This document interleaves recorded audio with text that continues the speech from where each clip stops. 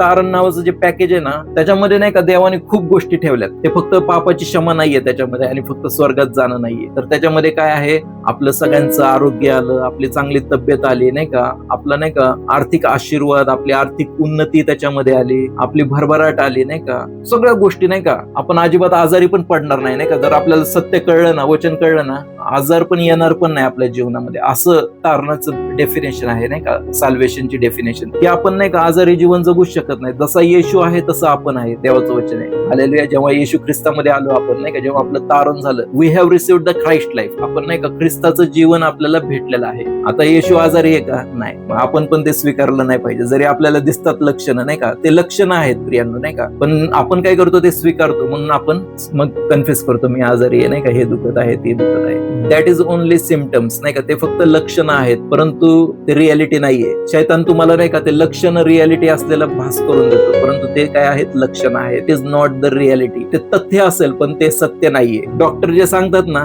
हा रिपोर्ट तो रिपोर्ट, ते तथ्य असेल नाही का, त्यांनी जे अध्ययन केले त्याच्यानुसार ते तथ्य असेल, परंतु देवाचं वचन एक अल्टिमेट सत्य आहे. म्हणजे एकदम शेवटचं जे सत्य म्हणतात ना, ते पत्थर पर लकीर म्हणतात ना, ते देवाचं वचन नाही का अंतिम सत्य आहे. ते आपण विश्वास ठेवला पाहिजे. तारण काय आहे माहितीये का, स्वर्गाचं जीवन पृथ्वीवर जगणं. तारण म्हणजे काय आहे माहितीये का, सार्वकालिक जीवन आहे. जर तुम्ही योहान 3:16 जर वाचाल ना, तिथं काय लिहिलंय की देवाने जगावर एवढं प्रेम केलं की त्याने आपला एकुलता एक पुत्र दिला, अशासाठी की जो कोणी त्याच्यावर विश्वास ठेवतो त्याचा नाश होऊ नये, तर त्याला सार्वकालिक जीवन मिळावं. म्हणजे जेव्हा आपण येशूला स्वीकारलं ना प्रभू आणि परमेश्वर म्हणून, तेव्हा आपल्याला ते सार्वकालिक जीवन मिळालं आहे. ते असं नाही की उद्या भेटणार आहे किंवा स्वर्गात गेल्यावर भेटणार, ते आता भेटले आपल्याला, बट वी डोंट नो. मग त्या सार्वकालिक जीवनामध्ये सार्वकालिक आरोग्य आलं, सार्वकालिक नाही का ब्लेसिंग झाले, सार्वकालिक नाही का ज्या गोष्टी तुम्हाला पाहिजे ना, सार्वकालिक यश बोला तुम्हाला ज्या गोष्टी पाहिजेत ना त्या गोष्टी बोला, त्या सार्वकालिक जीवनामध्ये आल्या त्या गोष्टी, तर तुम्ही ते स्वतःसाठी डिक्लेअर करू शकता. तर नाही का आपण आता